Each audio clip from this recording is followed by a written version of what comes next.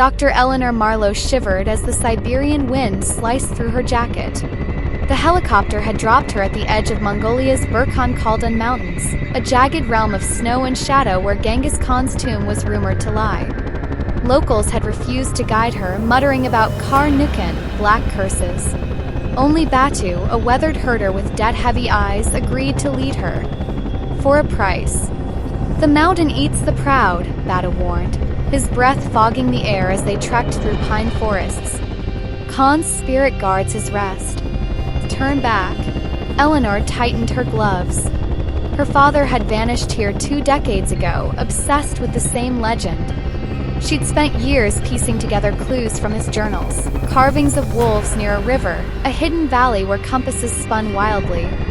This ends today, she thought. By dusk, they reached a gorge. Batu froze. Etched into the rock was a snarling wolf, Genghis Khan's symbol. Beyond it, the ground sloped into a bowl-shaped valley eerily silent. No wind. No birds. "This is it," Eleanor whispered. Her flashlight trembled over a fissure in the cliffside, a narrow crack veiled by ice. Batu crossed himself. "I go no further." Alone, Eleanor squeezed through the passage, her pulse drumming. Tunnel widened into a cavern, its walls glinting with gold. Armor. Swords. Skeletons in Mongol garb. Her breath caught. This wasn't a tomb, it was a mass grave, littered with the bones of those who'd built it.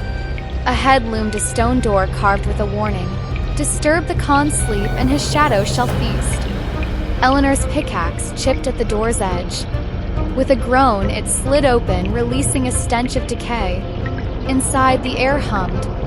Her headlamp revealed a vaulted chamber, its ceiling studded with jewels like a starry sky. The center sat a sarcophagus atop a dais, flanked by statues of mounted warriors. She approached, boots crunching on brittle scrolls. Gold coins, gem-studded crowns, the hoard of an empire. But her gaze locked on the sarcophagus lid. A single word was inscribed, Temujin, Genghis Khan's birth name. "Dad." "I found it," she breathed. Click echoed. The floor shuddered. Eleanor stumbled as arrows hissed from the walls. She dove behind a pillar, heart racing. Traps. Of course. When the volley stopped, she crept forward and froze. The warrior statues' heads had turned. Toward her. The dais creaked. The sarcophagus lid shifted, and a gauntlet hand clawed out. Eleanor screamed as a skeletal figure rose, its empty eyes glowing faintly blue. The statue's stone skin cracked, revealing withered flesh beneath. "Leave!" the specter rasped, its voice echoing with 1,000 others. Eleanor fled, the tomb quaking.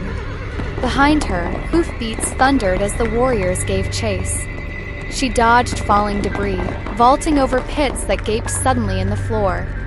The crack in the cliff, almost there, collapsed as she lunged through, sealing the horrors inside. Days later, frostbitten and delirious, Eleanor stumbled into a village. She never spoke of what she'd seen, but in her backpack was a single gold coin etched with a wolf. The nightmares began that night. Shadows whispering in Mongolian, a skeletal hand on her window, and in the mirror, a faint blue glow in her eyes. Some secrets, Eleanor learned, bury themselves in you. Genghis Khan's tomb remains hidden. And in the Burkhan Khaldun, the wind still carries a warning, one that chills even the boldest hearts.